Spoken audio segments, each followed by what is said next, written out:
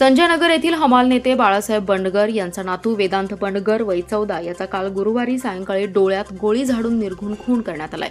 या खून प्रकरणी पोलिसांनी तपासाची चक्रे फिरवून मुख्य सूत्रधार कुख्यात गुंड निलेश गडदे याचा साथीदार अतुल पोपट उर्फ दादासो वायदंडे याला मिरज ग्रामीण पोलिसांनी अटक केली आहे। दरम्यान निलेश गडदे हा गुरुवारी दुपारी जत पोलीस ठाण्यासमोर आला होता। त्याच वेळी त्याच्यावर कारवाई केली असती तर सांगलीतील घटना घडली नसती, त्यामुळे कारवाईची मागणी काहींनी केली आहे। त्यावर अधीक्षक तुषार दोशी यांनी तातडीने चौकशी केली जाईल, दोषी आढळल्यास कठोर कारवाई केली जाईल असं स्पष्ट केलं।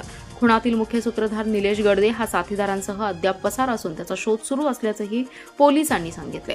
त्याच्या शोधासाठी एलसीबी संजय नगरसह इतर पोलीस ठाण्यातील गुन्हे प्रकटीकरण शाखेची पथके तैनात असल्याची माहिती पोलीस अधीक्षक तुषार दोशी यांनी दिली। दरम्यान निलेश गडदे याचा साथीदार अतुल वायदंडे याचा सहभाग असल्याचं फिर्यादीत नमूद आहे। त्यानुसार मिरज ग्रामीण पोलिसांनी वायदंडे याला ताब्यात घेतलं, त्यानंतर संजय नगर पोलिसांच्या स्वाधीन केले। तसेच गडदे याच्या शोधासाठी 5 पथके रवाना करण्यात आली। त्यात पोलीस अधीक्षकांचे एक विशेष पथकाचाही समावेश आहे।